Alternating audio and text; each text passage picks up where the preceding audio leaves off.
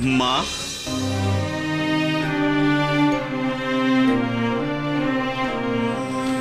আমাকে কিছু বলছো? আগে বলো। দেখুন মা, সর্দার আপনাকে প্রণাম জানাচ্ছে।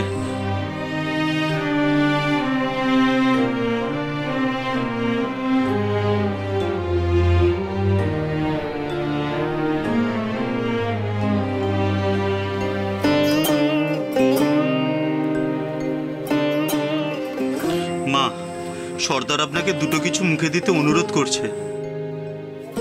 আমার খাবার খাওয়ার সময় নেই গো। আমাকে আজকের মধ্যে কলকাতা পৌঁছাতে হবে। যত তাড়াতাড়ি রওনা দেব ততই ভালো। কলকাতা যাওয়া নিয়ে কিছু ভাববেন না মা, সে সব ব্যবস্থা হয়ে গেছে। পালকি, ঘোড়ার গাড়ি সব পরপর ব্যবস্থা করা আছে। আজকের মধ্যেই আপনারা সেখানে পৌঁছে যাবেন। দেখছিস মনি, ডাকাত সর্দার কত ভালো, সব ব্যবস্থা করে দিয়েছে। সর্দারের কথা রেখে হ্যাঁ তুই বরঞ্চ এখন দুটো কিছু মুখে দে। এক কথা বারবার বলতে আমার ভালো লাগে না নিতাইদা। আমি আগে কলকাতায় পৌঁছাবো, তবে জল মুখে দেব, তার আগে নয়। তাহলে তো আর দেরি করা ঠিক নয় মা, ওদিকে আমি সব আয়োজন করে রেখেছি। আসুন মা, আসুন।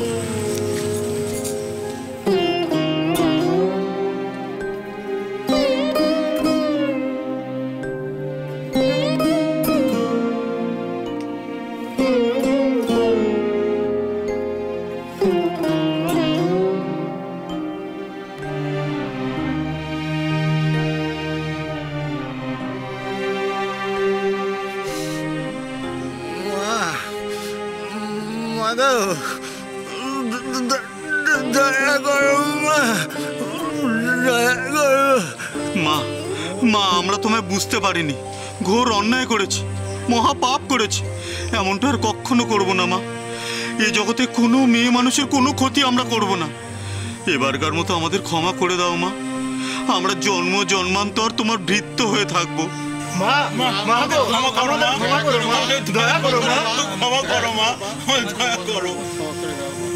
আজকের পর থেকে শুধু মেয়ে মানুষের না, কোনো মানুষের ওপরে কোনো অত্যাচার করবে না। আর ডাকাতি ছাড়াও অন্য সংস্থানের হাজার একটা পথ আছে। চাষাবাদ করো, গাই গরু পালো, আর তা না হলে মুনিশ খাটো, ভাগ চাষ করো, শাক সবজি বেচো। এতে মান আছে। এই অপমানের জীবনে আর থেকো না। তাই হবে মা, তাই হবে। মা, মা আমরা আমাদের ভুল বুঝতে পেরেছি। তুমি শুধু বলে দাও আমাদের ক্ষমা করেছো মা। বলো মা, একবার বলো।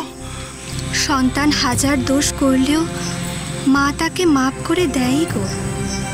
আমাকে মা বলে ডেকেছ, আমার ক্ষমা না করে উপায় কোথায়? মাকে ডাকো, সৎ পথে থাকো, দেখবে তুমি ঠিক সুস্থ হয়ে উঠবে। নিতাইদা চলো। হ্যাঁ মা, হ্যাঁ মা চলুন। আপনার পুডলিটা আমি পালকিতে রেখে দিয়েছি। আসুন মা, আসুন মা, আসুন।